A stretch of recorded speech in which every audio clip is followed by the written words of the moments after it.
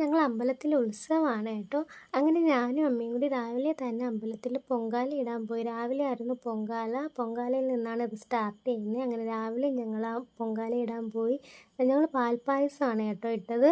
അങ്ങനെ പാൽപ്പായസമൊക്കെ ഇട്ടതിന് ശേഷം രാവിലെ അമ്പലത്തിൽ തന്നെ നമുക്ക് പ്രഭാത ഭക്ഷണം ഉണ്ടായിരുന്നു. ഇഡ്ഡലി സാമ്പാറുമായിരുന്നു. അങ്ങനെ അമ്പലത്തിൽ നിന്ന് തന്നെ ഫുഡൊക്കെ കഴിച്ചു. പിന്നെ ഉച്ചയ്ക്കും നമ്മൾ അമ്പലത്തിൽ നിന്ന് ഫുഡ് കഴിച്ചു. ഉച്ചയ്ക്ക് അന്നദാനം ഉണ്ടായിരുന്നു.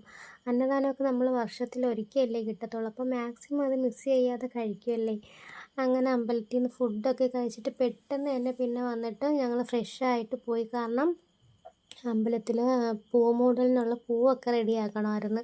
അങ്ങനെ ഞങ്ങളെല്ലാവരും കൂടി ഇരുന്ന് പൂവൊക്കെ റെഡിയാക്കി. നല്ല രസമുണ്ടായിരുന്നു. അങ്ങനെ എല്ലാവരും കൂടി പൂമൂടലിനുള്ള പൂവൊക്കെ റെഡിയാക്കി ഇതുപോലെ ഇങ്ങനെ വെച്ചിട്ടുണ്ടായിരുന്നു.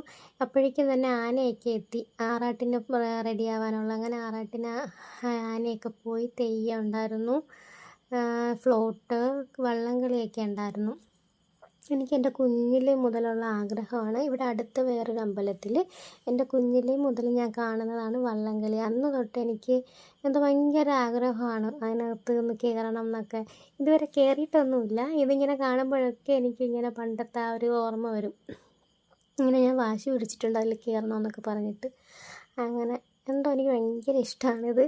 പിന്നെ നാടൻ പാട്ടുണ്ടായിരുന്നു, കൈകൊട്ടിക്കളി ഉണ്ടായിരുന്നു, ഗാനമേള ഉണ്ടായിരുന്നു. ഗാനമേളയൊക്കെ നന്നായിട്ട് അടിച്ച് പൊളിച്ച് എല്ലാവരും കൂടിയിട്ട്.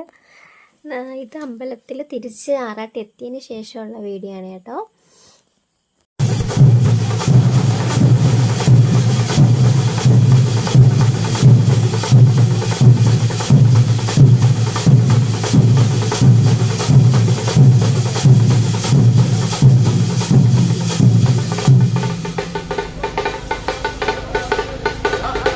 അനാമിക സന്തോഷം